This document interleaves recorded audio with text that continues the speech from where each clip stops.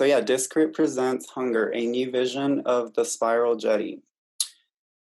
Hunger is a new take on one of the 20th century's most iconic artworks, Robert Smithson's The Spiral Jetty. In a wide-ranging talk connecting topics as diverse as anorexia, Franz Kafka, ancient mysticism, and Marie Kondo, Chris positions asceticism, or lifestyles characterized by abstinence from sensual pleasures, as a hidden backbone animating a number of highly consequential proposals for art making and being in the 20th and 21st centuries. So that's the main topic of today. Chris, would you just like to start? Yeah, sure. I know we're running behind, so I'll get right to it. Let me just thank everybody again for coming. Means a lot. And I know art history really isn't on the forefront of most people's minds, myself included, but these kind of diversions are, I think, really important for us to cultivate. I'll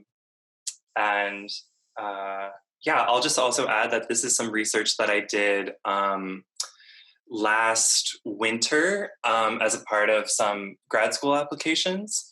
And it's interesting to be in this pandemic scenario that we're all in and be talking about this topic of asceticism, which is basically another word for lifestyles that are defined by different forms of isolation and withdrawal and self-denial. So I think we're all experiencing that in different ways right now. So to start off, I'm gonna go ahead and share my screen. Share my screen. All right. Have a nice little slideshow. Hopefully everyone can see that. Right, so before we dive in too far, I'm just gonna tell you guys a couple of goals that I have for our time together today. First, we are going to explore the ins and outs of asceticism and how, I'd say contrary to popular belief, this kind of ancient philosophy is actually very alive and well in the cultural, social, and economic imaginations of the past 120 years or so. In this part of the talk, you may actually see some of your own habits and tastes reflected in asceticism's ready prism. As we walk through these ideas, we'll come to a more expanded sense of what asceticism is, far beyond its traditional bounds. We're then going to pivot to examine how asceticism has influenced the modern artist studio. At this point, we'll have hopefully gathered enough data points to kind of piece together a working definition of what an ascetic art might look like. Once we have this loose definition in hand, we'll take a deep dive into what I would like to think is a pretty compelling case study of how ascetic thought and ascetic feeling have animated the development of many art avant-gardes of the past century. So this, of course, is when we'll kind of take a fine comb and perform an against the grain reading of Robert Smithson's famous 1970 work, The Spiral Jetty. So in engaging you all in this conversation, it's my hope to both share and invite you to challenge my suspicion that there is a kind of a root of what we might call ascetic affinities that kind of spreads rhizomatically under an otherwise divergent array of art and cultural practices from the past century or so. So for the next 45 minutes, we'll describe some of asceticism's most recent expressions and we'll kind of circle a couple central questions. What makes asceticism so enduring? Why does it recur again and again? And what does our attraction to asceticism say about us? One last note before we dive in. I'm going to be using the words ascetic and aesthetic, which are, admittedly sound almost exactly the same, but have pretty different meanings. So I'm going to do my very best to enunciate these words as carefully as I can throughout the talk so that we're all staying on the same page as to what I'm actually talking about. All right, so let's talk about asceticism. So one of the dominant accountings of the modern age is a story of secular excesses, mass consumerism, and directionless lives buoying between vectors of atheistic want and surplus value. In appraising the 20th century West, we might swap the Calvinist saying, salvation through good works for salvation through good products. Asceticism, on the other hand, might describe the exact opposite lifestyle. Ascetics lead austere, simple lifestyles, abstaining from the normal pleasures of life and denying themselves certain material satisfactions. Sometimes the self-regulation is in the service of transcending material reality. Sometimes it's for spiritual purposes. But in any case, there's always a higher goal. And there are countless examples of ascetic practice that we probably all have in our imaginations from throughout the centuries. From the Buddha to St. Francis to whole communities and orders, from the Shakers and the Amish to monks and nuns to the Sufi Muslim fakirs. But when we imagine our world, a modern kind of asceticism doesn't really seem compatible. The ascetic, with its overtones of spiritual conviction and material sacrifice, appears to most of us as either a relic of a more fervent past or the property of a ghettoized religious fringe. Yet squaring off against our sensual world of overwhelm and abundance, the escapist promise of asceticism, I'd argue, has actually proved strangely resilient. It hasn't been content to remain a dusty cultural stowaway from a previous age. And it's actually produced a dizzying array of avatars in the 20th and 21st centuries, from the birth pangs of modernist literature to modern diet culture, to capital M minimalism, to hashtag minimalism, to Marie Kondo, who's probably the paragon of hashtag minimalism. I'd say that the sheer heterogeneity of asceticism's contemporary expressions also attests to its standing as kind of a timeless human impulse. It's one that finds different cultural expressions at different times in history.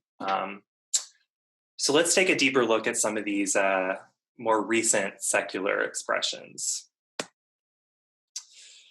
As literature scholar, Mark Anderson brilliantly traces in his 1989 essay, Anorexia and Modernism, or How I Learned to Diet in All Directions, the birth of modernist literature at the beginning of the 20th century is ushered forth on the backs of a particularly contemporary ascetic figure, which is the anorexic.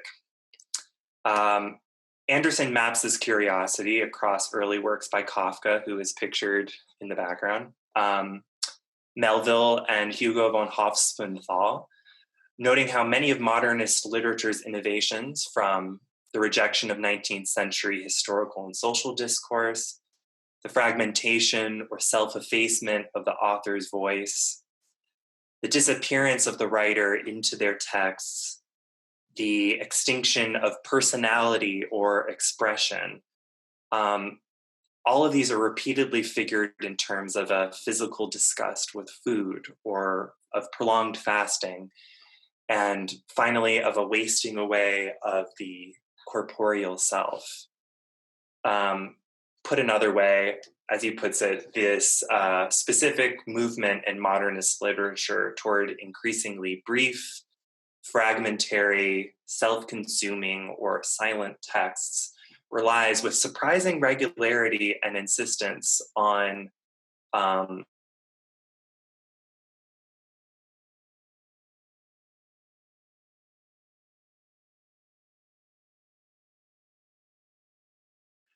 so with its increasingly isolated and wealthy subjects, the middle 20th century witnessed the remarkable proliferation of anorexia, which up until that point, there isn't a ton of scholarship or record keeping around anorexia over the millennia, but it is believed to have been pretty rare generally until this past century. And while anorexia is, of course, understood mainly as a medical pathology, this cool scholar in England, Julia Twigg, makes a pretty fascinating case for looking at anorexia as not only a disease, but also a form of modern asceticism. An asceticism that is, again, intractably linked to the 20th century in particular. So she explains it this way. I'm just going to quote her because she says it pretty perfectly. Anorexia displays many of the classic elements of asceticism, involving, as it does, the close regulation of ingestion, often accompanied by withdrawal from the social world. It centers on the denial of the flesh, both in the sense of the fleshly desires of the individual and of literal flesh in the form of the curves of the female body. It is often accompanied by feelings of revulsion. It represents a rejection of sexuality in its pursuit of the prepubescent body without menstrual periods. It often calls on purificatory themes, purifying themes, we'll say that, through the use of purging or attempts to create an ethereal, light body through the extreme avoidance of what are seen as heavy, carnal, and fat-building foods. So in this way, anorexia thus represents a carrying forward into the culture of modernity many of the classic ideas and practices associated with asceticism. So while anorexia manifests in largely the same way among those it afflicts, this vicious surveillance and regulation of the body through starvation, which leads ultimately to extinction. Anorexics are motivated by a range of interrelated concerns that, taken together, manifest as a ruthless regime of self-government, a performance of control.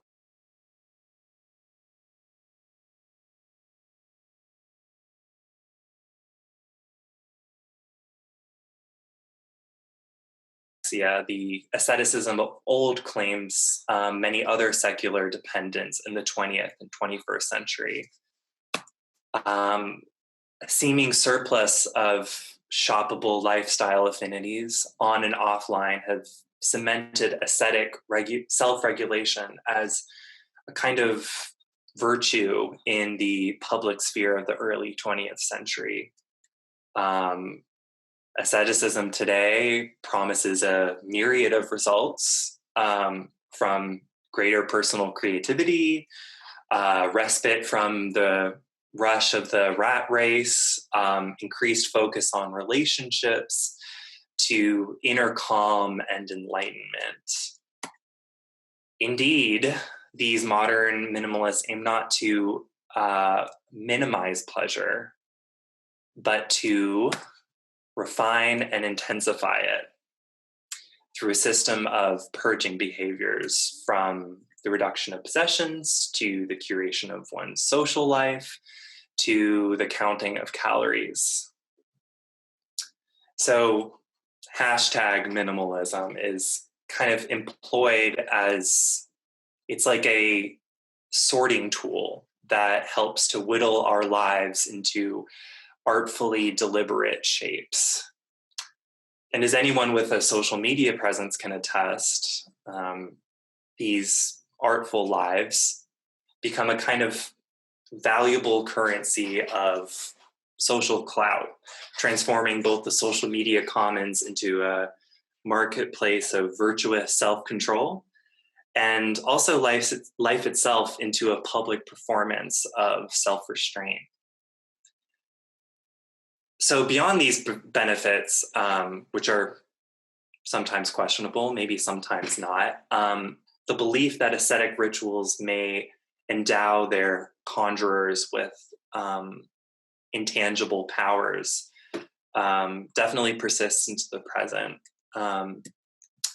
As the writer Wessel Krull describes in his examination of the work of Austrian-Czech architect Adolf Loos, refraining from food or sleep or other bodily comforts, and especially from sexual or other types of contact with human beings, enables the practitioner to build up a reservoir of strength, which allegedly gives him extraordinary powers. By rejecting everything that is luxurious, the ascetic conquers the material world. His abstinence enables him to retain all the energy that would be dissipated and lost in normal life. And while Krull is writing about an architect from Austria from the early 20th century, his language to me feels just as apt an explanation for the attractiveness of, say, a goop detox regimen or a no screens weekend. Each of asceticism's contemporary avatars reveal this central paradox that through subtraction, we may produce surplus value. And perhaps there's no better summation of this idea than Mies van der Rohe's iconic 1947 truism, less is more. So how does asceticism then influence art? It doesn't take much effort to find commonalities between Julia Twigg's theses on anorexia or Mark Anderson's examination of early modernist literature and the most defining qualities of minimalist art, which is perhaps asceticism's principal artistic discourse. So I'm going to read a couple of quotes from Twigg and Anderson. There's the denial of the flesh, both in the sense of the fleshly desires of the individual and of literal flesh, purifying themes through the use of purging, attempts to create an ethereal light body through extreme avoidance, brief, fragmentary, self-consuming, or silent works. All of these phrases could just as easily describe the literalist directives of minimalism as outlined by artist scholars such as Robert Smithson or Robert Morris. They definitely evoke also this strategy that minimalists used to, or I guess they're kind of objective to purge artwork of all reference to phenomena outside of the artwork itself. But also the directive they gave themselves to kind of purge the works of any non-essential visual elements. Then we've also got phrases like the fragmentation or self-effacement of the author's voice, the disappearance of the writer into his text, the extinction of personality or expression. These phrases to me also quite easily suggest minimalists' attempts to remove any index of authorship from their works, which was in the, I guess, the standard art history telling. This was a decision that was made in conscious contrast to the claims of prominent abstract expressionists at the time that their works were these perfect, unmediated receptacles of the abstract expressionist artist's emotions and interiority.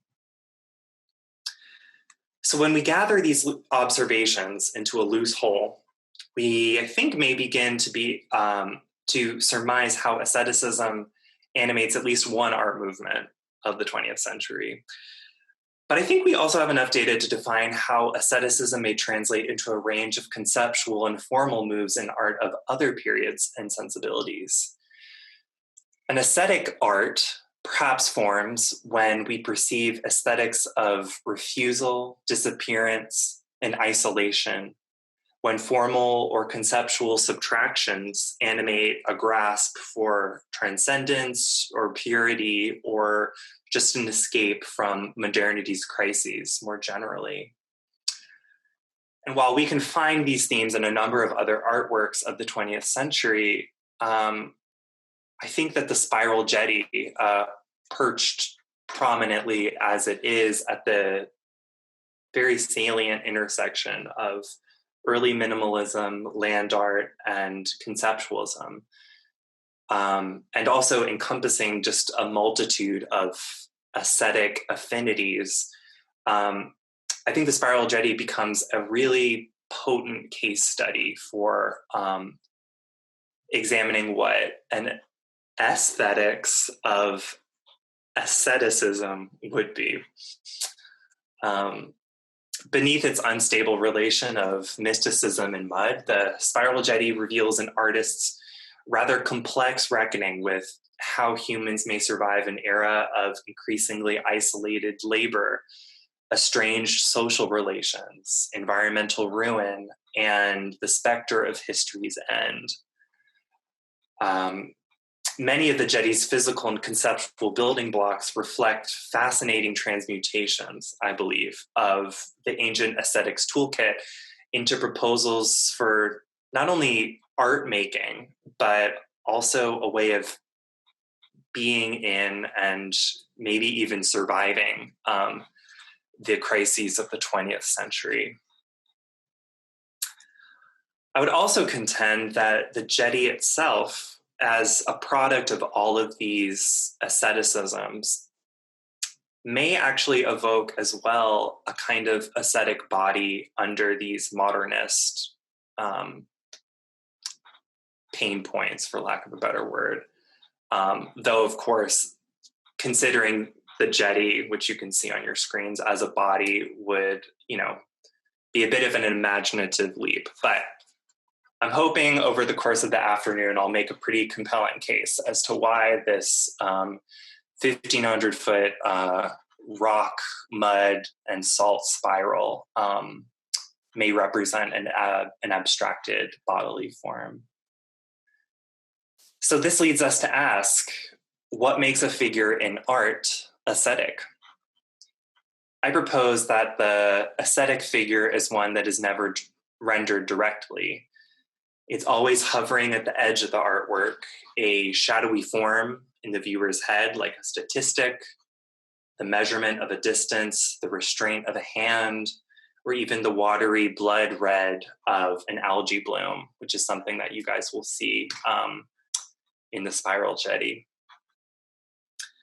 I think that we can find these bodies materializing in the margins of artworks, beneath the rubble of jetty, on the flat literalist surfaces of early works by Robert Morris, inside the enveloping hold of Mark Rothko's color fields, and astride the restrained paintings of Geneviève Oz, among many other artists. I believe that the decision to obscure and abstract the human body in art also betrays an inherently ascetic impulse. Jetty's abstraction of the human form, that is, leaving no direct visual index of a body, but implying its presence across a number of conceptual spaces, I think powerfully evokes the disappearance of human bodies engendered by the modern world's many isolations, from the body's replacements by and linkages with machines and computers, to the invisibility of labor in globalized capitalism. I think additionally, a portraiture of absence can also invoke ascetic stagings of self-determination marked by withdrawal, like anorexia, or in various examples of lifestyle minimalism. I think it's also worth noting that the etymology of abstraction, which is abstrahere, itself holds a very ascetic resonance. It means to take away, to remove, or to draw out. So now that we've gotten our little introduction to asceticism and some of the ways it appears in art out of the way, let's take a deep dive into the Spiral Jetty itself. We're going to first start with some introductory information about the piece for those of us who aren't super familiar with it. And then we'll do a closer look that hopefully unearths the asceticisms present in its conception, construction, and afterlife. So let's start with the basics. I'm also going to take a sip of water. I don't know if I've ever talked this long without taking a break. All right. So Robert Smithson's The Spiral Jetty was constructed in 1970, and it is perhaps America's best known artwork. A lot of you guys have probably seen this piece on a million different art history textbooks.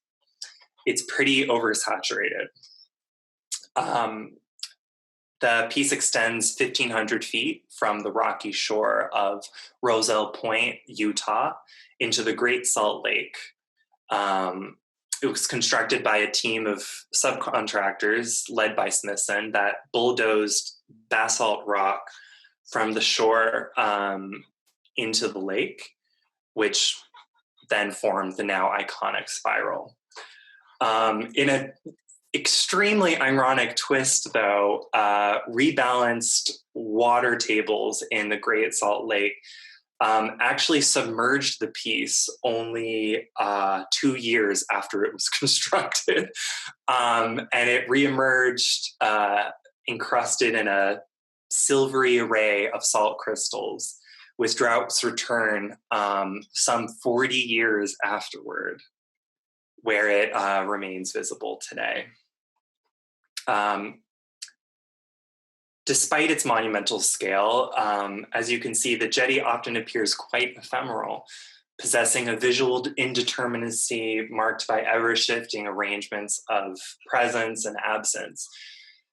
Depending upon the weather, the year, the time of day, truly an innumerable list of environmental variables, and also especially where the viewer stands in relation to the work.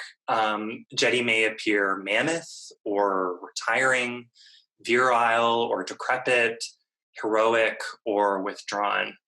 On some days, the work appears as a shadowy abstraction underneath the lake, while on others, it boldly stands above the waves, surrounded by sometimes blooms of red algae, sometimes it's pink, yellow, green, blue mineral waters other times, and sometimes it's just caked in dry mud. And like I said, the work appears to have earned its crown of art history's earthwork par excellence without much contest or controversy. But there hasn't been any scholarship that I know of that connects this work to asceticism. And this is in spite of the fact that, in my view, in Smithson's own essay, which is called, Would You Imagine, The Spiral Jetty, this essay actually, I think, offers an abundance of textual evidence of ascetic feeling in the artist as he conceived of and constructed the work. That's Robert Smithson.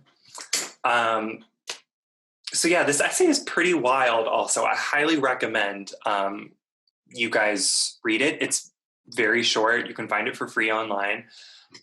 It's really wild, actually, especially for someone who was ensconced within the allegedly kind of unfeeling, unemotional, objective movements of conceptual and minimalist art. It features these very Baroque musings on the Utah landscape and its magical effects upon Smithson's body. And it also very strongly hints at the transformations he hopes his piece will produce in his viewers.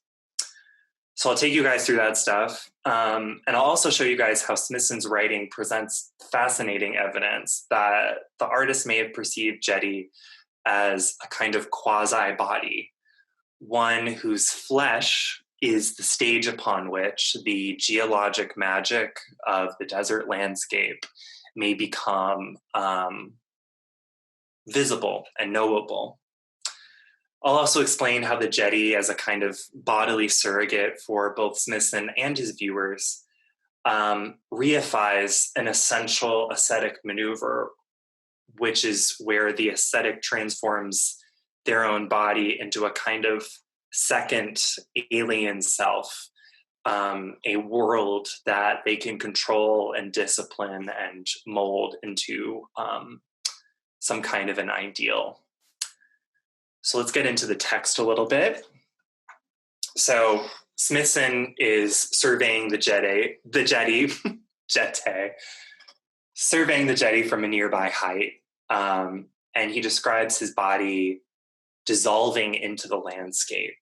He says that his sight is saturated by the color of red algae circulating in the heat of the lake, pumping into ruby currents. No, they were veins and arteries sucking up the obscure sediments. My eyes became combustion chambers, churning orbs of blood, blazing the light of the sun. This sublimation of body into nature continues as a geologic fault groans inside him. As he says, his perception was heaving, his stomach turning, something the artist might describe later as the red heaves. Meanwhile, the artist characterizes the universe of the body, or the universe of the jetty, in terms of a body, one that is also on the brink of total subsumption, noting the sun's own vomiting of corpuscular radiations. Eventually in the piece, it becomes difficult to discern to whom or what he's attributing these bodily functions. Is it him or the jetty or the landscape? This indiscernibility suggests to me a dissolving boundary between human and landscape, in which the jetty becomes endowed with human characteristics, and then elements of the landscape appear within the artist. So for a body to merge so violently and completely into the universe around it in the manner that Smithson describes, you first have to perceive your body as judging, or as existing separate from the non-human world around you, right? This is kind of a classical ordering of the cosmos that most of us adhere to, one that positions the human body as this autonomous other, whose form is alien to its inhabitant, a cage or a weight from which man must liberate his true immaterial nature and spirit. So in creating the Spiral Jetty, Smithson appears to seek a kind of annulment of this condition, a sort of anti-classical form of embodiment, like Heidegger's, here comes a German word, sorry, in der Weltsein, which does not separate our consciousness from objects. So as the apparent shepherds of Smithson's bodily disillusion into geologic time, the systems of entropy ensconced within Jetty liberate his spirit from its corporeal prison and place it within the Jetty's anti-classical body, a body that is intractably in and of the natural world. Of course, it is worth noting here that this is the classical body against which the anorexic and the ascetic also wage their wars. So the jetty appears to be this facsimile of Smithson's own classical body that the artist, in subjecting this body to the winnowing forces of this highly corrosive, salty desert landscape in Utah, shapes into an anti-classical ideal, an ascetic body double that withdraws itself from modernity and into the natural universe. Excuse me. So the jetty is kind of like the golem of, not from Lord of the Rings, but like the Jewish mystic golem, whose exposure to the harshness of the desert and the briny lake makes visible this process of entropic dissolution. Let's see. Skip a couple things because we're a little short on time. That's Agnes Martin. So in crafting a figure that is marked by a bunch of different representational isolations, the spiral jetty becomes one manifestation of the hermetic, ethereal light body that I mentioned earlier, from Twig's description of the anorexic body, which is a body that's defined by the absence of its networked carnal prison and uncontaminated by the filth of the other, sexual differentiation, social hierarchy, power relations, temporality, and history itself. This merging of the artist's body with the world in the sculpture person of Jetty is a remarkably ascetic kind of disappearance, because it's a disappearance that is imbued with a sense of liberation and marked by asceticism's paradox that one must renounce power to gain power. So these transformations that the artist submits himself to appear to simultaneously fortify and diminish his agency. In other words, in order to become one with the natural universe, the artist must renounce his bodily autonomy and become the spiral jetty. In other words, it's like the hermit who withdraws from society in an effort to transcend the physical plane. The artist is purging his earthly dimension for the power to transcend the limits of his physical body. Going back a little bit to the text, though, it's of particular note that the artist's account of his transformation plays out across all of these symbolic acts of purging, bringing to mind both the anorexic pathology and the early modernist writers' distrust for the food of language, a distaste that they paired with a desire to exercise the fat of the author's personality and biography from their works. Kafka, for example, locates his artistic activity in and of his body, when stating that he was not interested in literature, but made of it. In this way, these writers sought not to transfigure the body through the spirit of language in the biblical sense, but to collapse the distinction between the body and language to become a pure spirit that is also pure matter. So in portraying his body's contours as violently, and honestly, when you read the text, it seems quite pleasurably purged and dissolved into his sculpture, Smithson not only performs a maneuver of the early modernists in uniting his person with his art, but he also reifies the anorexic logic of their bodies. However, just as minimalist art's ambition to excise the body of the artist from the work turned this corporeal absence into a kind of subject presence, the result here in Jetty is a highly bodily art object. Indeed, a kind of quasi-person, I would argue, whose corporeal dimension is expressed both through its illegibility and the continued process of its abstraction and erasure at the hands of environmental forces. Entropy's chaotic forces are like the food of the Jedi body, a negative calorie that narrows its flesh and undermines its productive capacities, both as a covetable gallery object that will keep its shape and is capable of being transported into a gallery marketplace, but also along the traditional subject content axis. This metaphor of dieting is also present when we look at the piece's relationship to the desert's wider climactic functions. It's notable that only through the lowering of the water table in times of sustained drought, in other words, the disappearance of water, does this piece actually become visible.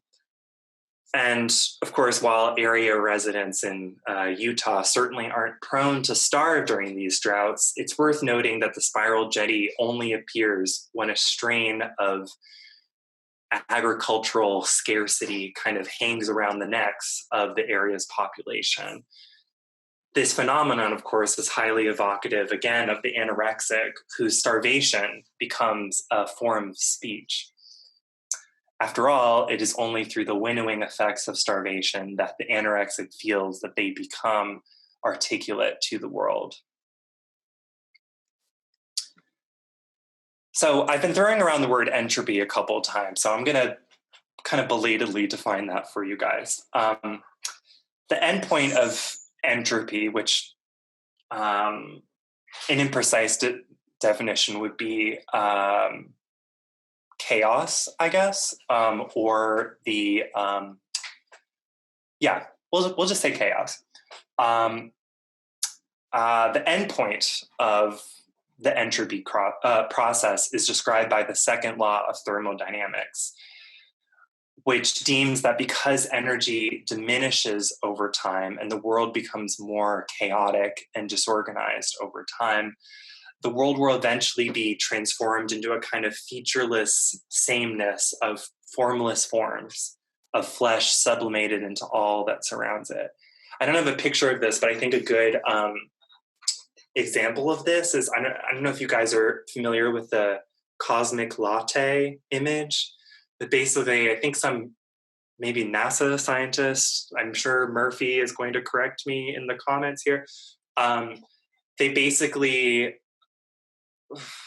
I think what they did is they took images of the known universe and combined all of them together, and found like the common, basically like combined them into just like one color, and it's called cosmic latte. It's like if you average all the values of light in the universe, you get this kind of mocha color. So that would be kind of an example of the second law of thermodynamics at work, where all of these discrete things eventually combine and become an undifferentiated mass. I saw that someone commented, I don't have the comment thing open, but maybe they've corrected me, so refer to the comment box. Let's see. So this end game of the second law of thermodynamics and entropy really kind of rhymes with both the anorexic objective of formless purity and the effort of some religious ascetics to achieve total communion with the universe. Smithson, for all intents and purposes, appears to embrace entropy and asceticism as a liberatory tool from modernity's crises, as evidenced by, of course, its glorification in his essays, but also in his aspiration to create a work that can kind of occasion a glimpse into this transcendent reality for his viewers. At one point in the essay, Smithson talks about a recent blackout that had engulfed the northeastern United States, declaring that it may be seen as a preview of such an entropic future. Far from creating a mood of dread, the power failure created a mood of euphoria, and almost cosmic joy swept over all the darkened cities. Why people felt that way may never be answered. Those of us here that were alive during the blackout in the 70s in New York probably have a different interpretation, but that's Smithson's. So Smithson appears to construct the Spiral Jetty as a kind of mythical bridge that, in crossing it, humans rid themselves of their bodies and merge with the Red Sea around them. This kind of alchemical reunion of long estranged blood and brine through a transcendent act of kind of self-obliteration. You guys have seen the end of the last season of Westworld. I won't say what happens, but kind of like that, where all the hosts go through that door. If you've seen it, you'll know what I'm talking about. And yeah, this abandonment of the body in the service of spiritual transcendence is perhaps one of the ascetic's principal aims. It's also Smithson's determination to produce an art viewing experience that feels apart from the flow of modern time, that evokes a form of ascetic embodiment as well. Smithson describes driving down I-83 in the desert west of Salt Lake City, and he, interestingly, he's very careful about what, how should I put it? I guess how he chooses to describe it. He's very particular with the metaphors and language he uses. He describes his search for the future site of Spiral Jetty in terms of infrastructure, actually, both its history and its lack. His scouting party passes the Golden Spike Monument, which marks the meeting point of the western and eastern legs of the continent's first intercontinental railroad, before passing into a wide valley whose roads appear on the map like a net of dashes gliding away into dead ends. All around the search party in the surrounding salt flat lay countless bits of wreckage, old piers and rusting junk of all manner that, as he puts it, transported one into a world of modern prehistory. Smithson kind of positions the site of the Spiral Jetty as one evocative of a sort of Bermuda Triangle or a signal jam, where civilizational systems fracture and collapse into a pre-human time.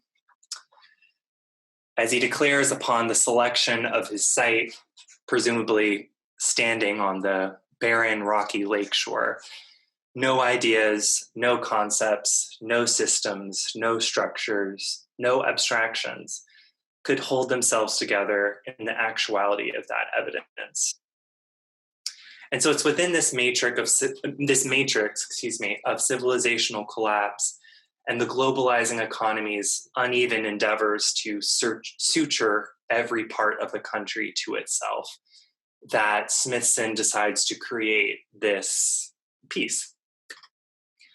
So while the site's location, far from the flows of modern society, occasions a kind of physical isolation for the visitor to the piece, the symbols dotting the landscape that he describes that recall man's attempts to connect this land to the rest of civilization also produce a different register of isolation.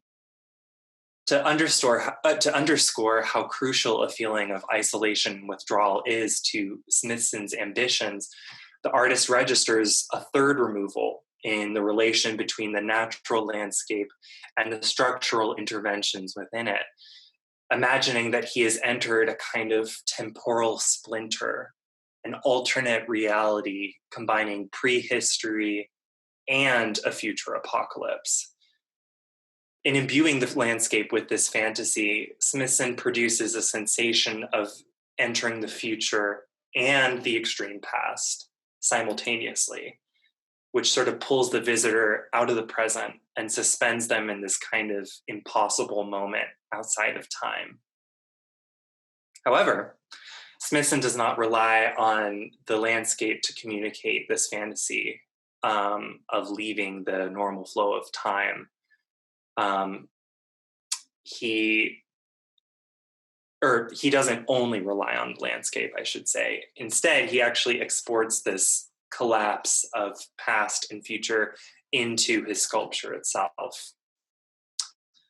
On the one hand, walking Jetty's rocky coil kind of elicits a sense of a passage backward through time, as a visitor's movement from the shore to the piece's center unfolds in an anti-clockwise direction. For Smithson, walking the jetty is like entering this sort of stargate to the past, which undoes civilizational order and its systems of meaning production. As artist John Copeland's put it on his own visit to the jetty, a spiral vectors outward and simultaneously shrinks inward, a shape that circuitously defines itself by entwining space without sealing it off. One enters the spiral jetty backward in time, bearing to the left, counterclockwise, and comes out forward in time, bearing right, clockwise. Additionally, the sculpture, whose form was inspired in part by the Native American earthwork called a serpent mound, gestures vaguely to any number of prehistoric earthworks. The spiral itself is a sort of symbol belonging to no particular culture, but also kind of imprecisely evoking in a contemporary American audience a sense of the mystic, of dizziness, of psychic properties, the cosmos, galaxies, or just a state of confusion or indeterminacy. In this way, the artist is able to conjure work whose position in history and culture is kind of intentionally obscured. That is to say, Spiral Jetty kind of evokes a past time and a past place without really specifying exactly when or where you are. But then on the other hand, Smithson neutralizes the piece's evocation of the past by producing this kind of simultaneous pull to the future. In constructing such a monumental piece, he creates a work whose full form is best perceived by a viewer in flight, whether in a helicopter, a plane, a space shuttle, or some other future assistive device. In this way, Jetty kind of creates an original set of cyborgian viewing conditions and a new space of spectatorship consonant with an era of superhuman technologies. So this opposition within the work of past, present, and future removes the piece from the classical passage of time, shifting it into a kind of an internal present. By creating this work that alludes to past, present, and future simultaneously, Smithson attempts to short-circuit our ability to gauge the age of the work, or perhaps even our place in time when we visit the jetty. He instead aims to produce in us a sense of a forever now, neither future nor past, not unlike the transcendent state aimed for in mindfulness practice.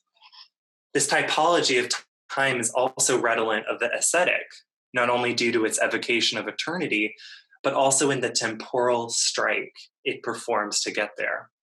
We are reminded how the ascetic similarly produces temporalities askew from the flow of the non-transcendent world when they withdraw themselves from society or refuse to produce value in the ways it prescribes.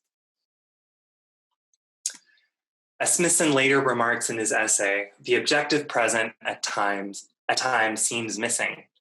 A million years is contained in a second, yet we tend to forget the second as soon as it happens.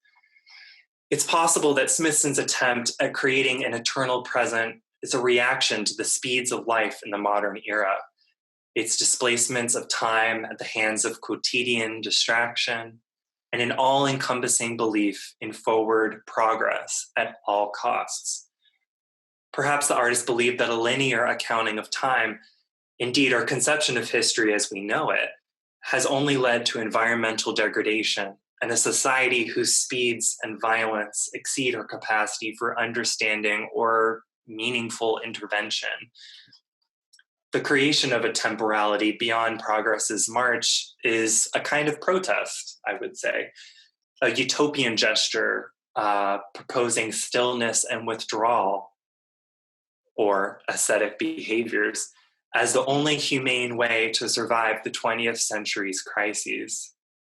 It's as if he says, to hell with all that, I'll create a new reality, one closer to the truths centered in the unimpeachable rules of nature, one founded in the purity and power of sun, mud, and water.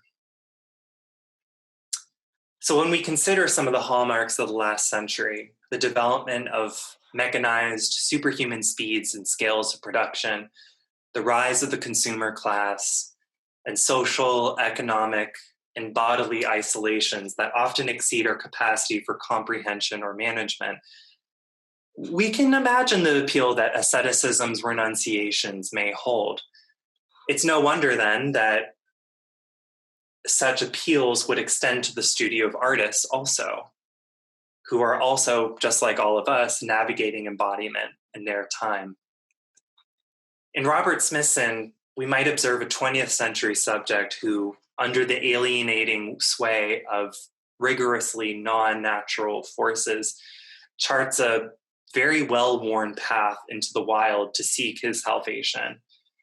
In the Spiral Jetty, the artist harnesses the entropic forces he finds in the Utah desert to forge an escape from his embattled modern existence, meeting the industrialized world's isolating excesses on the battlefield with his surrogate's own performances of bodily isolation. In creating Jetty as an anti-classical body in the world, we find not only a language that attempts to make the modern subject whole again, but in a seeming paradox, perhaps even the beginnings of a post-human cosmology. As our environment spirals towards an irrevocable feedback loop of cataclysmic destruction, the merging of human and earth in Jetty speaks to our civilizational need to recognize the presence of life in non-human actors. When we unearth the spiritualizing body beneath the rubble of the Spiral Jetty, I think we find a hungering for transcendent potentials in both an increasingly secular West and a largely secularized moment in art history. The discovery of this body asks us to consider that the aesthetic impulse is actually a somewhat universalizing force, and it's one of perpetual return, a sort of humble, threadbare robe that is shrugged on and off by different artists navigating bodily presence, spirituality, and transcendence. I guess throughout the course of human history. Indeed, in the aesthetic, we find an elemental human driver, a utopian longing finding new hosts for every era, one whose attraction transcends the particulars of time and context, but whose cultural products animate their particular age. And that's all she wrote, I guess. Thank you guys so much for tuning in. Joey, oh my God, so many of you stayed, yay. Bravo, clapping for everyone. I'm schwitzing. Drink some water. Yeah, so now we'll do a bit of like question and answer. Joey prepared some questions of his own, but he's also been monitoring questions that you guys have submitted. So yeah, we'll start talking, and if more questions come up for you guys that you want Joey to pose, please type them in. And yes, and we'll probably do this like shorter because we're at 1:15 right now, so maybe take like 15 minutes to kind of focus on these questions that we formulated.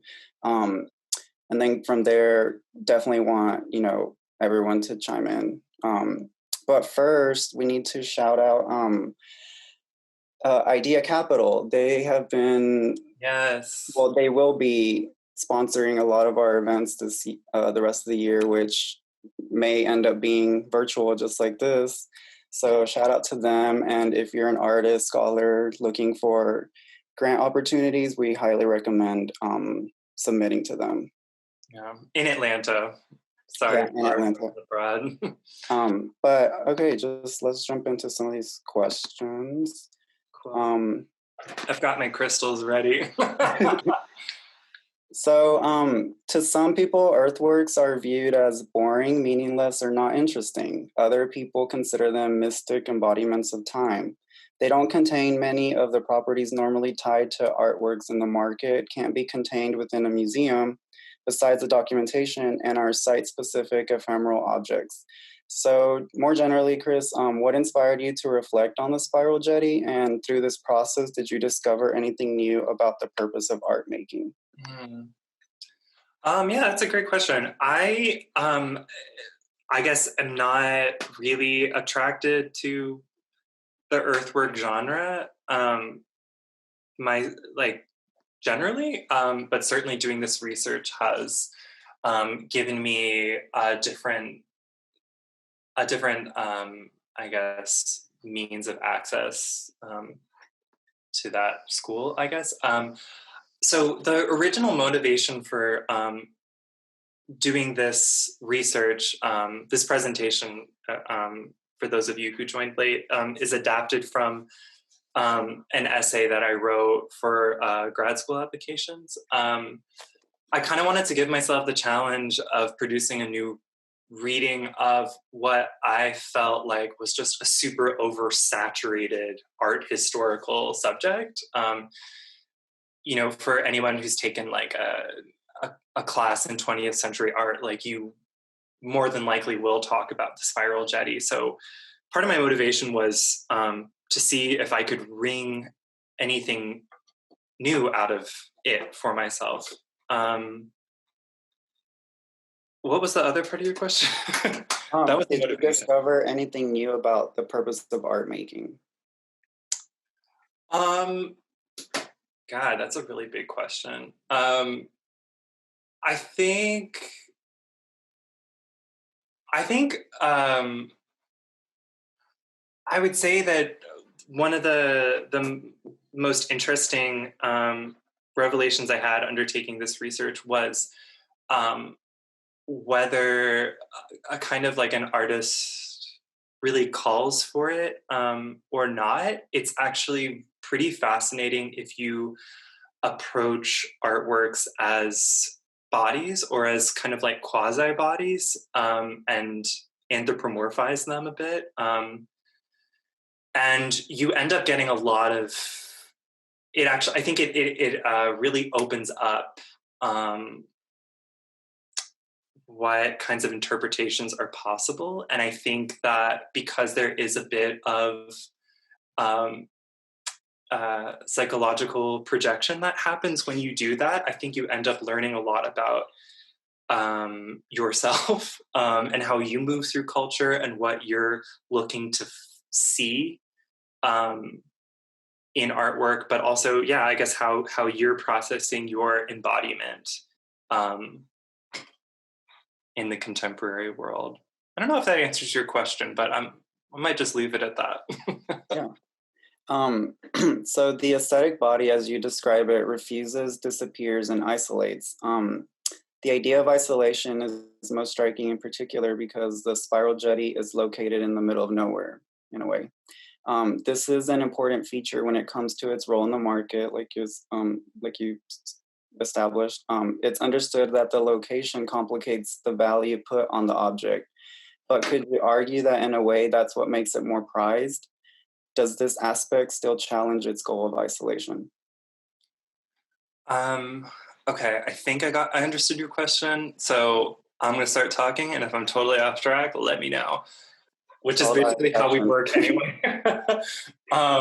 Yeah, there's a part of this research that I did that was all about how the work and a lot of earthworks were actually conceived of and constructed as a kind of economic protest against the gallery system.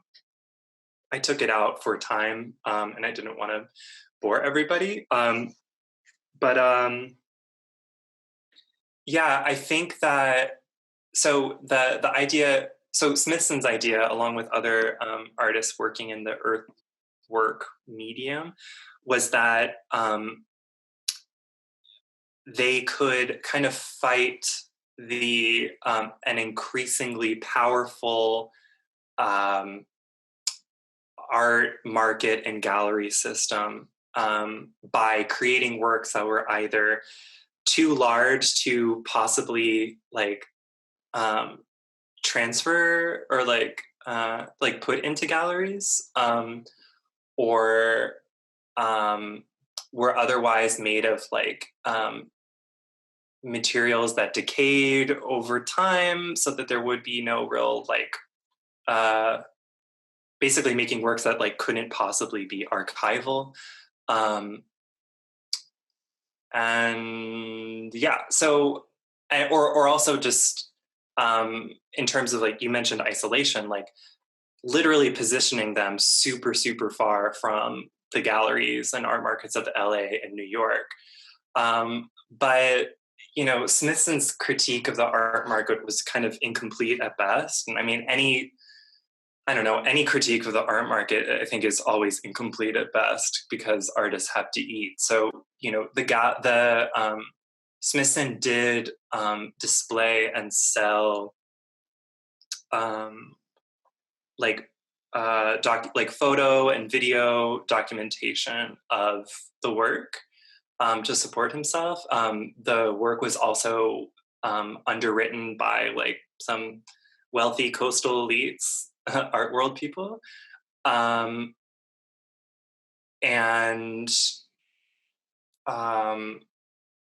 the other thing is you mentioned like the isolation. That kind of like the fact that it is so isolated kind of gives it more value because there's a sense of rarity and scarcity. Like you have to really put in an effort. It becomes in order to see it. And so it becomes a kind of like covetable pilgrimage experience. And unfortunately, the people who are most able and likely to undertake that journey and take the time off work and pay for a car and all of that are wealthy people, so, or the people that capitalism benefits. So it's an incomplete critique, I guess. All right. So an overarching theme presented in the lecture is an idea of abstraction. A clear marker is detachment from a representational body. The spiral jetty, in a way, is a proxy of Smithson, and through that interpretation, an absence is created. Why do you find that this concept of abstraction is ripe for inquiry?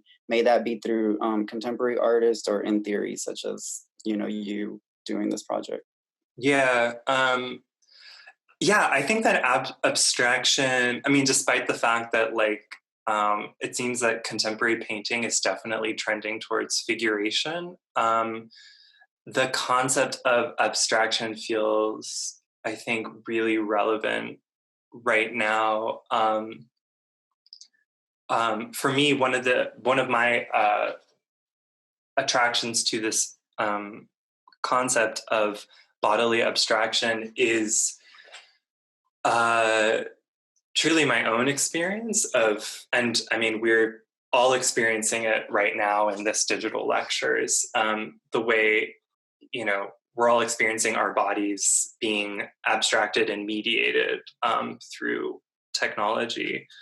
And so I think that, yeah, like, as I said in the lecture, it's like most of us have a common experience of digitally mediated self-abstraction through our use of social media and the internet and computing and all of that.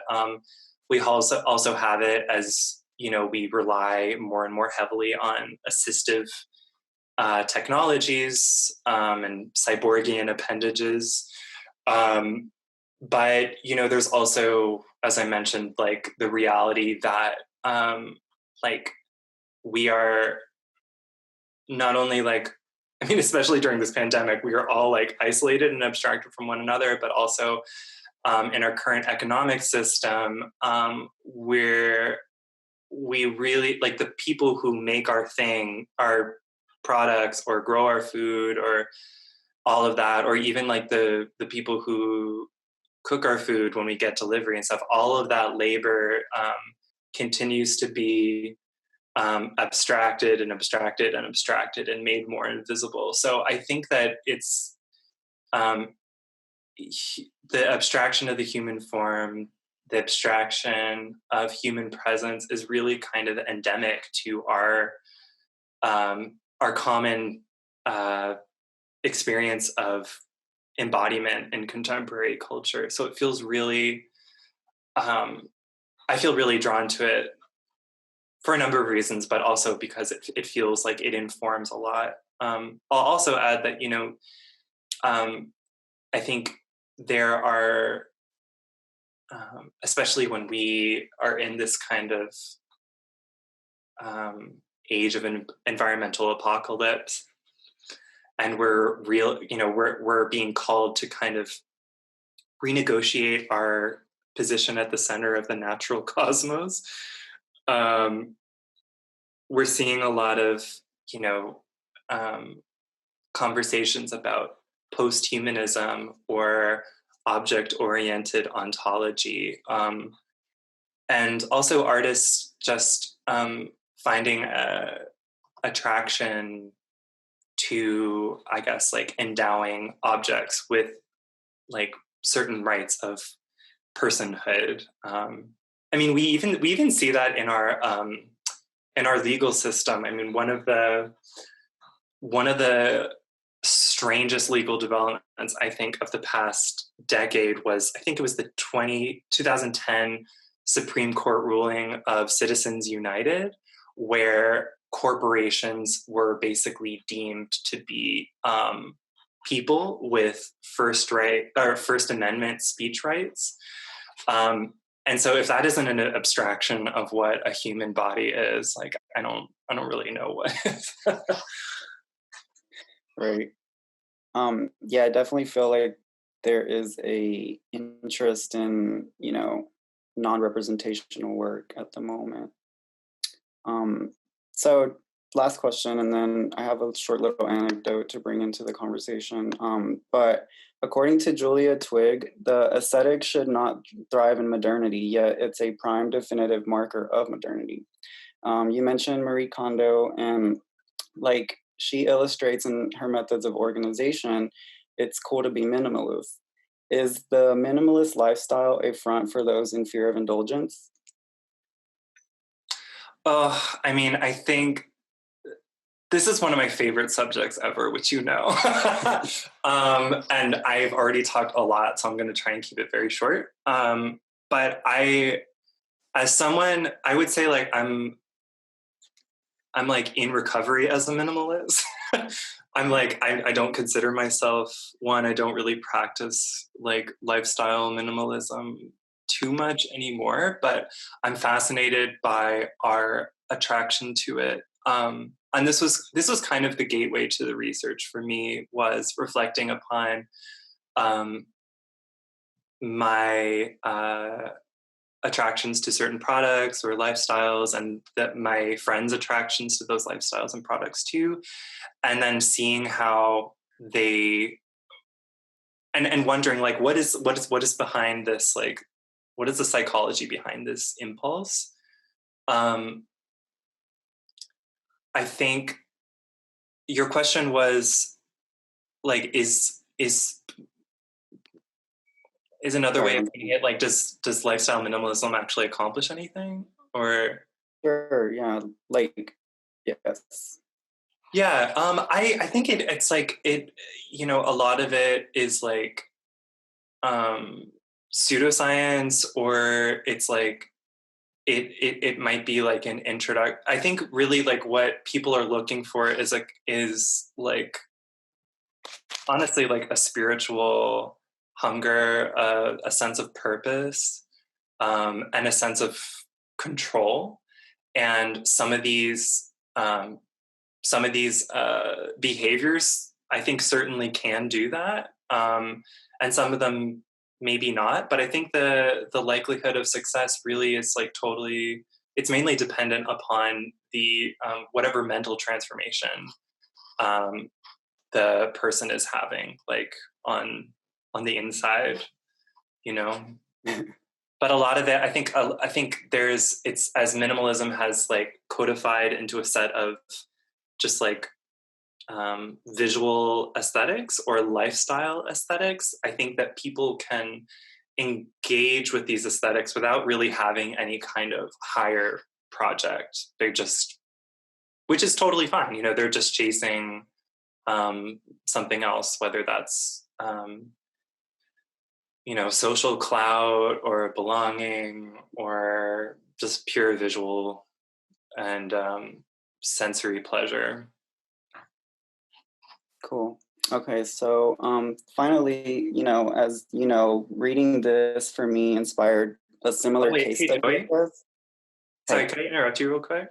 We have a question from someone who has to sign off. Or wait, she already did. Never mind, continue. Yeah. Sorry, ladies. Yeah, so for me, what reading this essay inspired was to, you know, do like a similar case study on a different artist. And I just kind of want to bring that into the fold so that we can potentially, you know, like compare, contrast this notion of asceticism and kind of try to see different ways of how to approach it, I guess. So I'm going to do like a little screen share just to have this image up while I read this.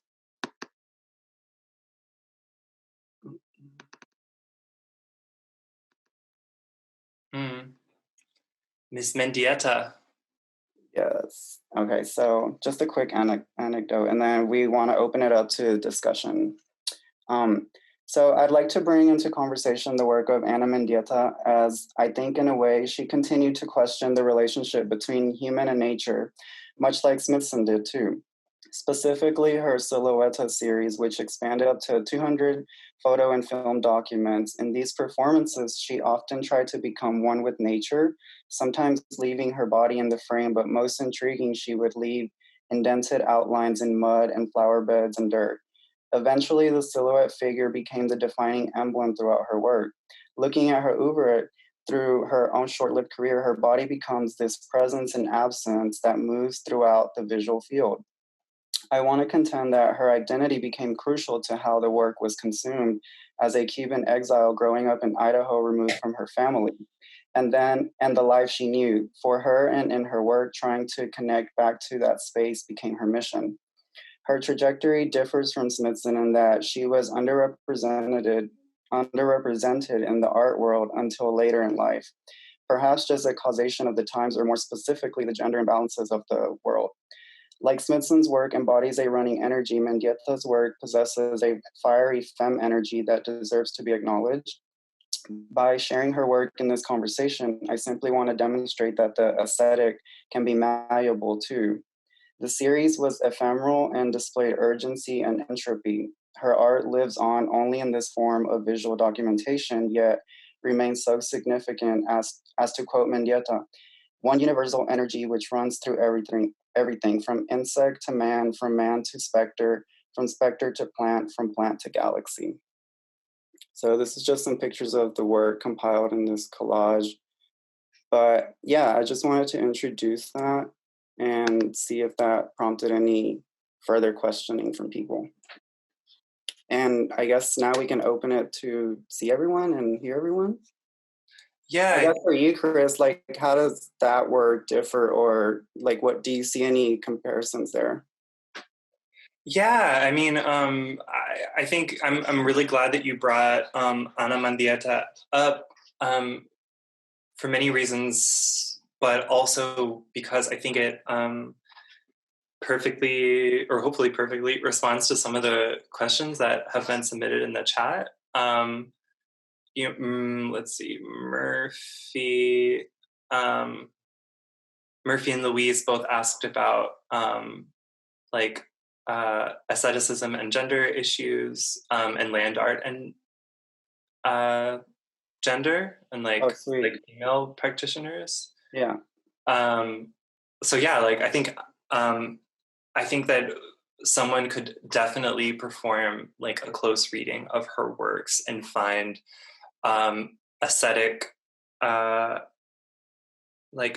sensibilities in them, especially like, you know, this recurring theme of a disappearing body, one that is like sort of absorbed, is like of the earth and absorbed back into the earth.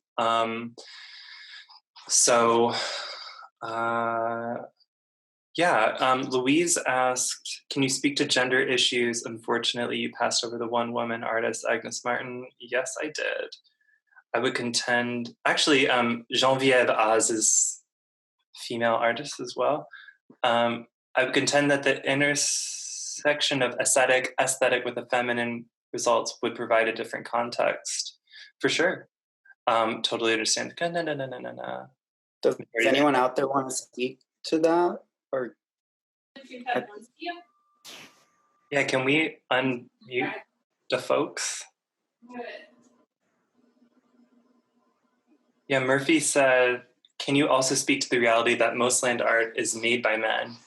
And the idea that the act of marking the land is also a fairly egocentric move in some ways. Basically, the idea of the male ego in the context of land art. Separate question, who owns the jetty? The Dia Beacon, actually, or the Dia Foundation owns the jetty. I think they bought it somewhat recently, like within the past 10 years, I want to say. Yeah, a lot of land art is made by men.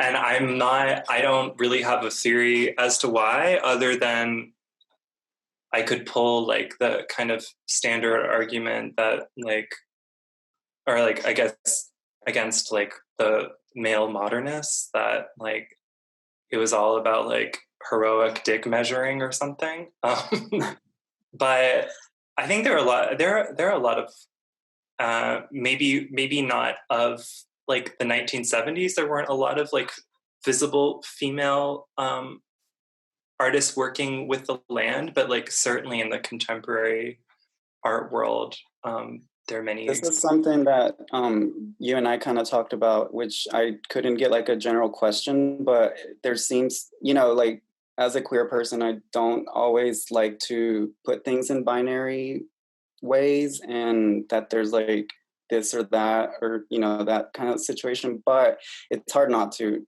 be honest, when looking at gender. And something that, you know, we were talking about, and a difference that I saw in a lot of the women artists who have done earthworks, is we kind of talked about like this idea of transcendence, and you mentioned the opposite being immanence, and how for me how I would look at the women artists was that I felt a sense of like them always trying to bring the work back down to earth, or like to a very like, I don't know how to describe this, but maybe you could add on, or do you see what I'm trying to pull there?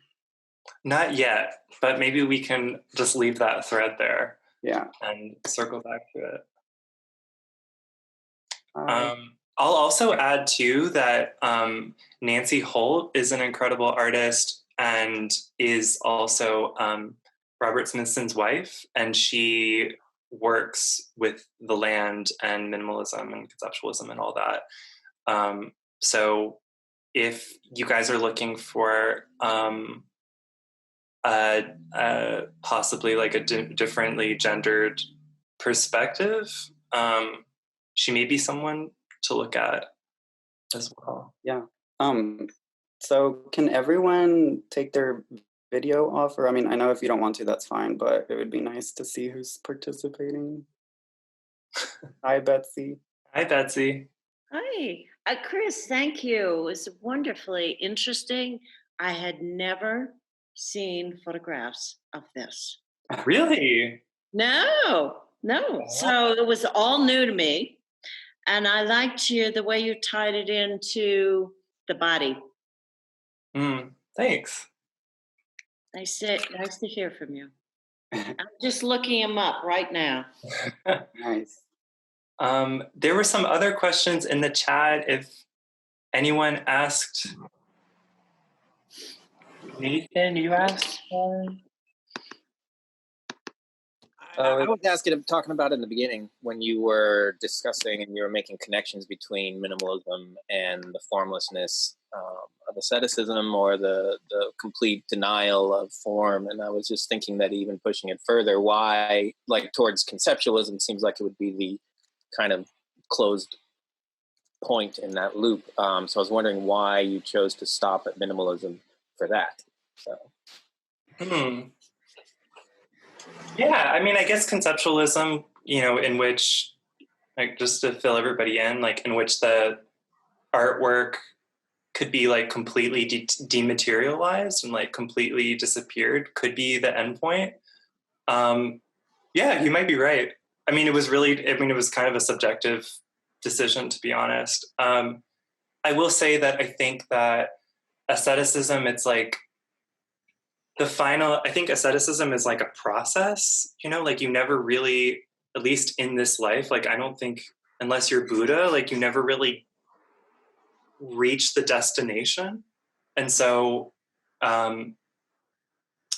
perhaps minimalism as sort of an art movement that is still rooted in some material reality kind of speaks to that, to asceticism's kind of position as like a way station on a larger journey. But yeah, if I'm being honest, I hadn't thought to link it to all the way to conceptualism, and I'm kind of making up some answers on the fly right now. I think it would just add on to that. I think being in Atlanta with our own Saul LeWitt, I think he'd be another one that would be interesting to think about, or any of the other instructional artists, where it's like you completely remove even the possibility of the joy of you making your own work from the equation and give it to somebody else. That's a really great point. Yeah, for sure.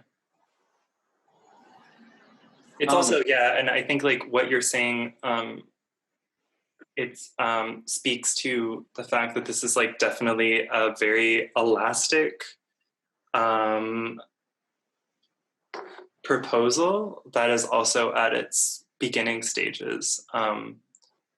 So yeah, I really appreciate that. Those are really, really good points. I'm gonna write that down, in fact. On the chat here, there's a question by DeAndre Fuentes. Are there examples of gentler asceticism that you think stand in interesting contrast to Smithson's work? Yeah, absolutely. What was that? Sorry. It's all good. Again, I didn't really like spend a lot of time on like other artists who could kind of like fit in with this framework. But certainly the French painter Geneviève Asse, it's A-S-S-E. She's like the softest, most reticent painter I think I've ever encountered. I think she's still alive. She's an older French woman, and extremely prolific and popular over there. I think Georgia O'Keeffe and Agnes Martin and other female artists who also have like a mythology of like desert isolation kind of fall into this category as well. Those are just a couple off the top of my head. Other people might have some suggestions. Maybe they don't. I put mine up in the chat. Huh? I put a couple names up in the chat.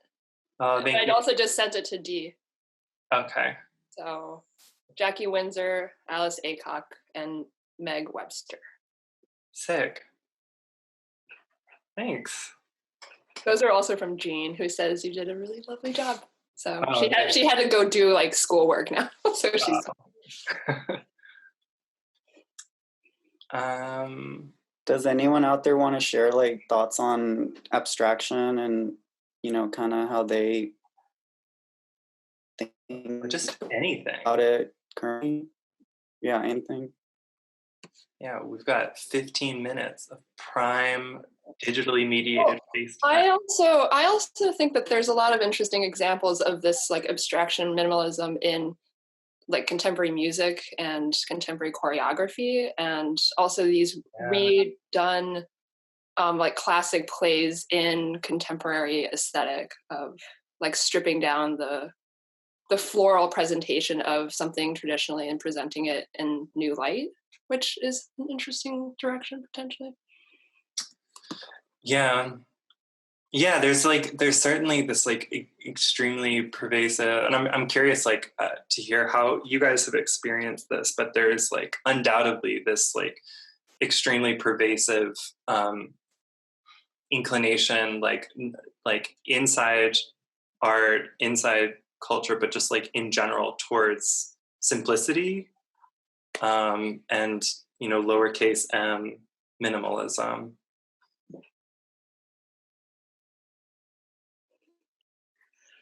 Oh my God, am I going to be the only one talking?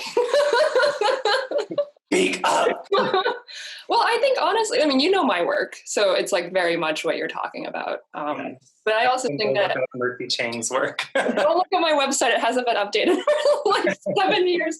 But the idea of like minimalism as like an answer to chaos in some ways, like there's some like inclination in paring down to bare essentials to sort of understand something from the core outwards.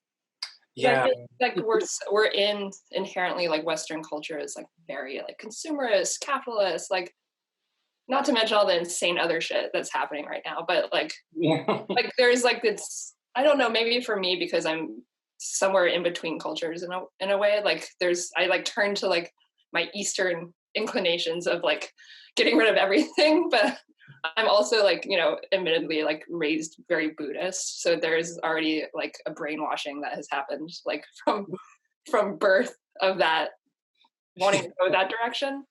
Right. So I think I understand it from that angle. I think you could also think about, you know, even adding in Downton Abbey to this kind of thing where it's like that whole class and caste system was a response to the uncertainty or like the danger of chaos of the French Revolution.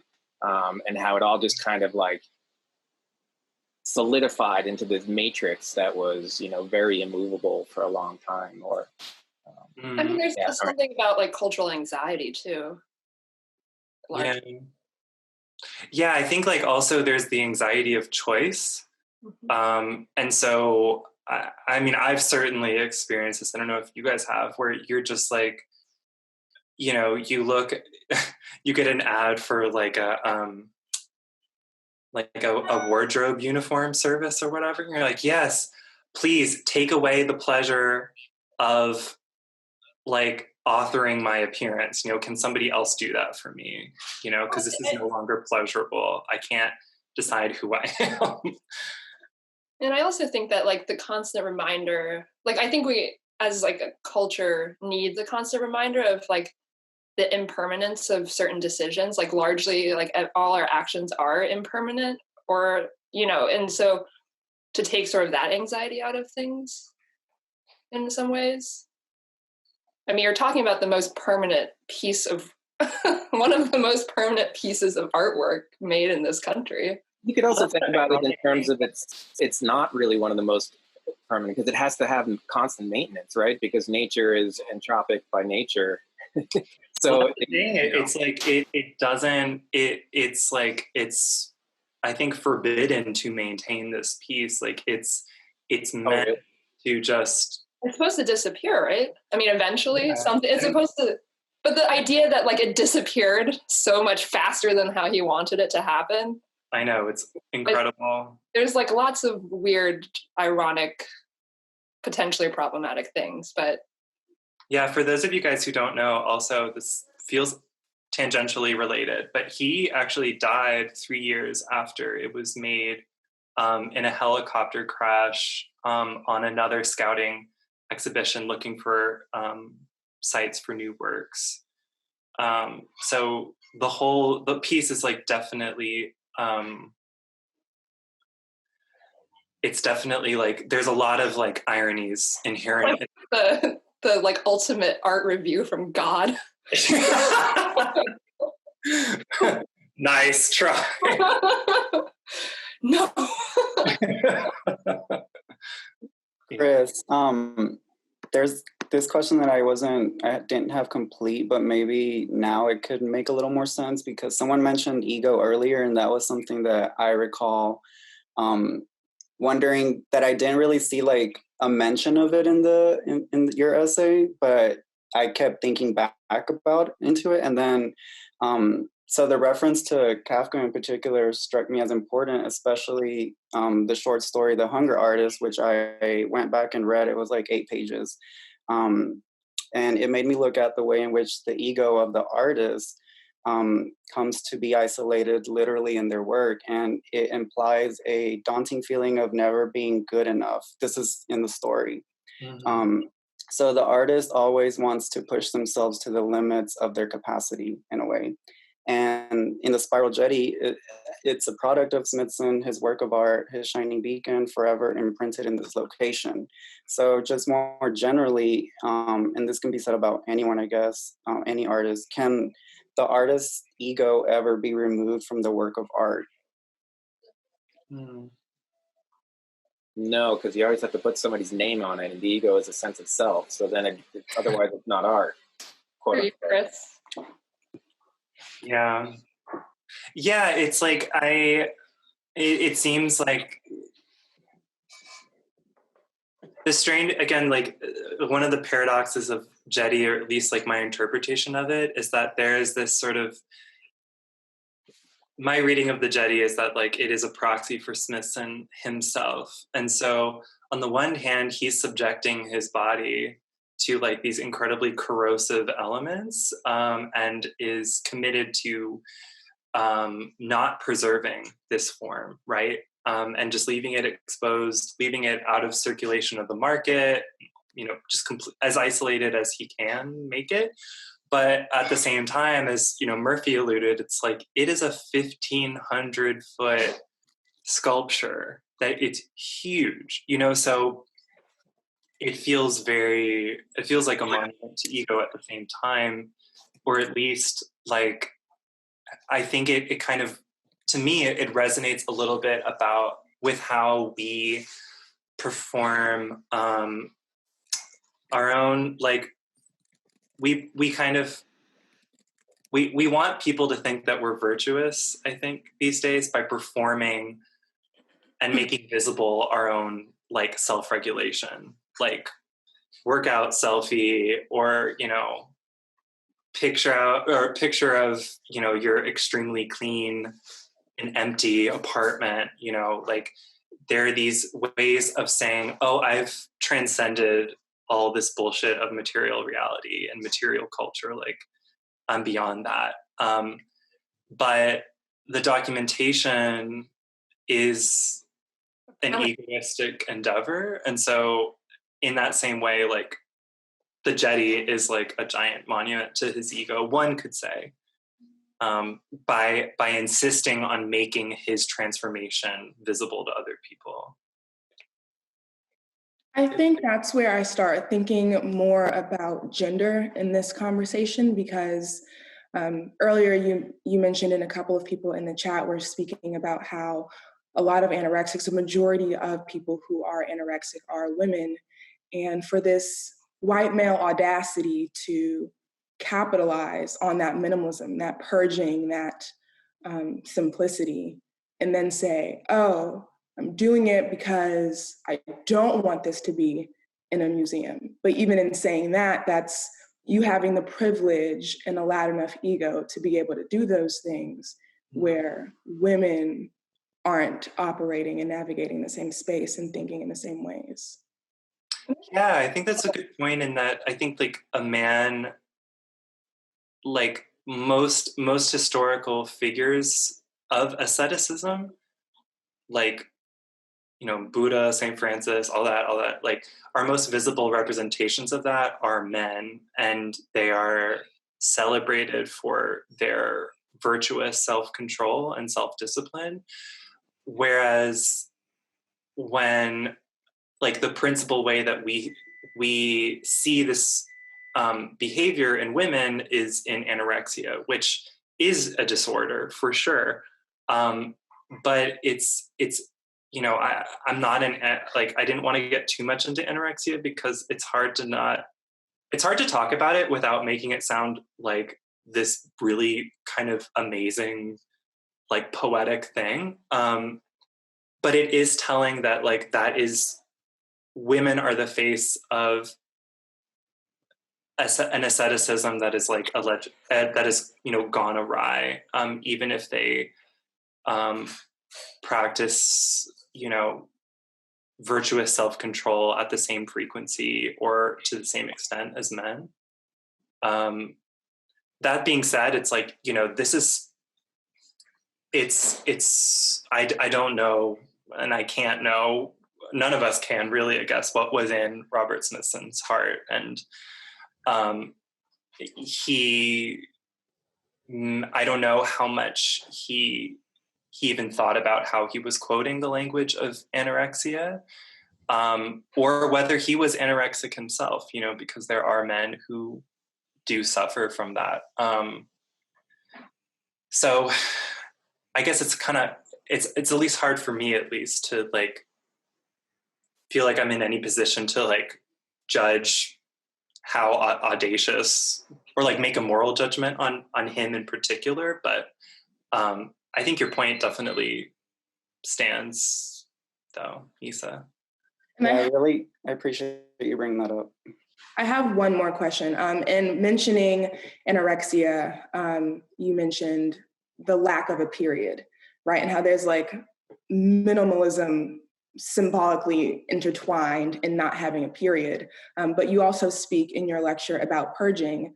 I wonder if you considered, or maybe if you will consider, what it would look like for a woman who has a period to purge her period, like essentially every month you're purging, and the minimalism in not using tampons or pads, and some people call it free bleeding, because that's a part of, I feel, that could be characterized as minimalism. However, because it's a female body, it has these connotations that are more negative than not having a period at all.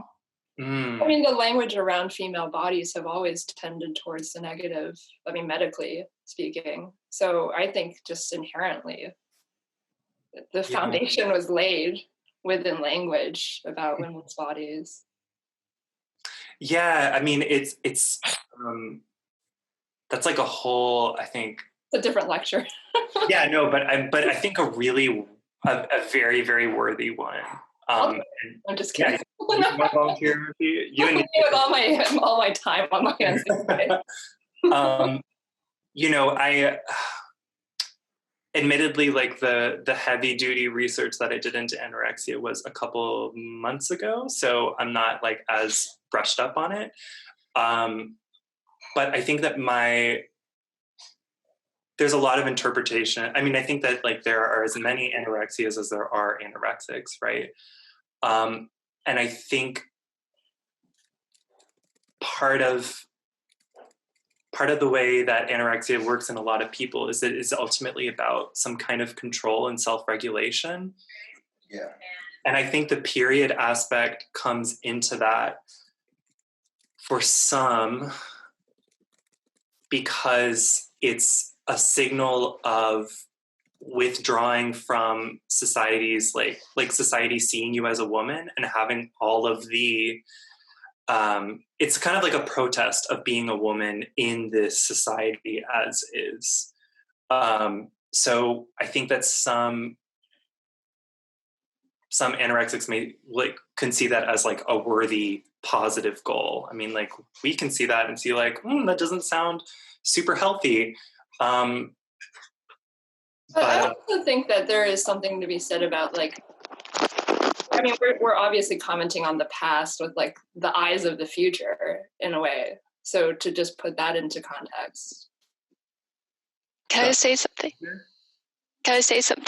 Yes, please. I'm just wondering why you're so like interested in anorexia. Do you have? I mean, I know how it relates to everything you're talking about, but I'd like, why did it enter your head? Have you like struggle with it, or do you know people? I think it's a quote. Like personally, is it just you heard about it and you're like, oh, anorexia? This all interconnects with this theory that you have. I'm sorry, I'm talking to Chris, I guess, about that.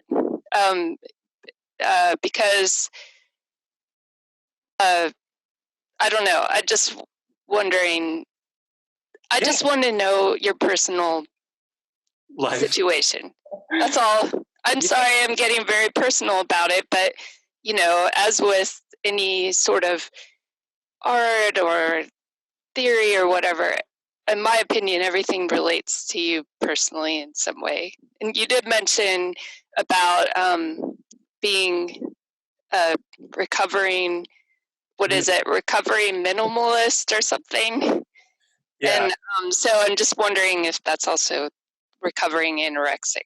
Just sorry to ask. That's fine.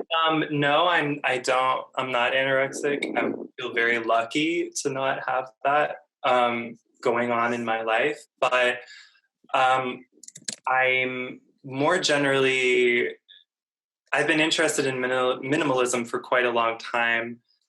In part, I think because I came to it not from like an interest in like diet culture or anything like that. It actually came more from just observing my own mental health, emotional life, and observing myself, how I felt attracted to certain minimalist lifestyle aesthetics, whether that was like wearing really simple clothes or like having a super clean, bare apartment, or even like changing the way that I journaled and took notes so that things were like really clear and kind of organized and like gridded. And my artwork also, this is like around 2012, like it just went into this like total minimalist, joyless, dead end.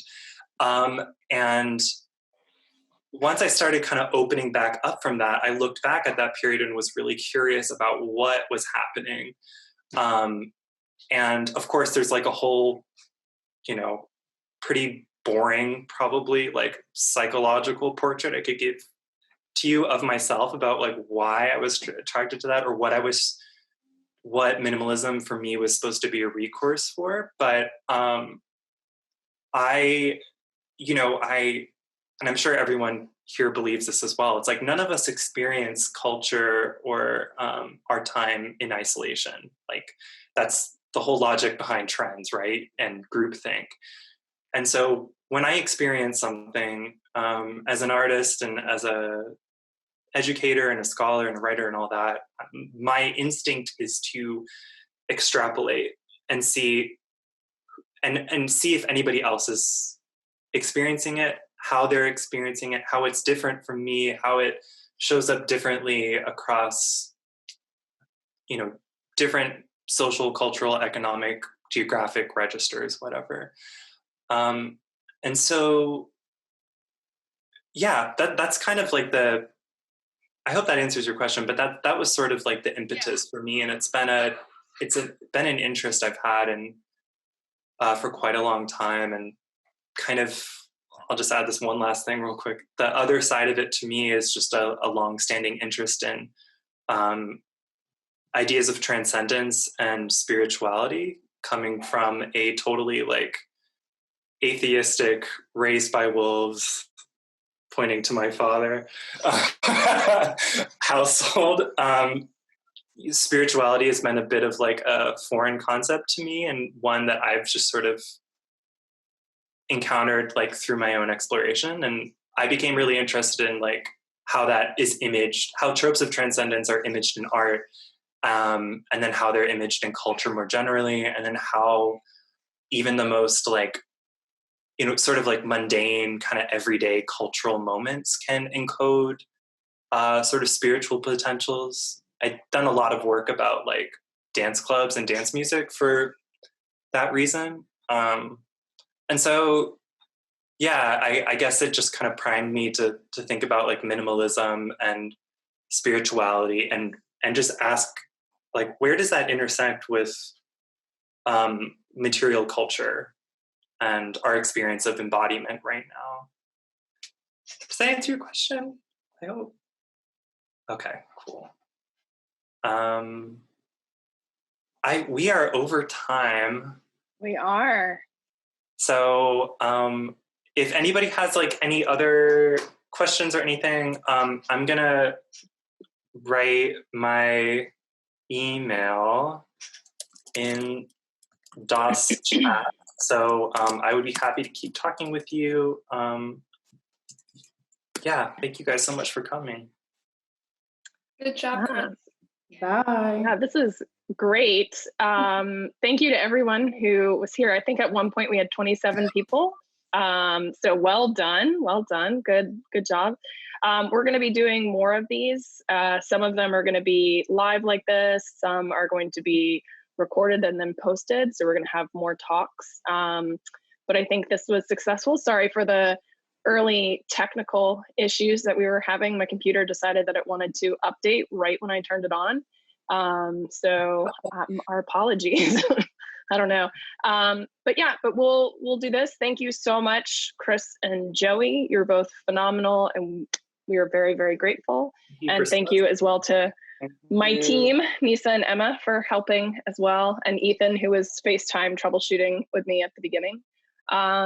So yeah, so we'll be back. We're gonna export this and post it. And I put in the comments too to Joey and Chris that we'll put together like a reading list and a reference afterwards so people can take a look at that. But we hope everyone is safe and healthy. And obviously we miss you, but we'll be back up and open soon, we hope. So please be well. But we will we'll send more details, and Joey and Chris, I think we're gonna definitely have to do another one. So yeah, this was great. Cool. Yeah, thank you guys so much. I hope you guys had a good time. You too. Bye. Bye.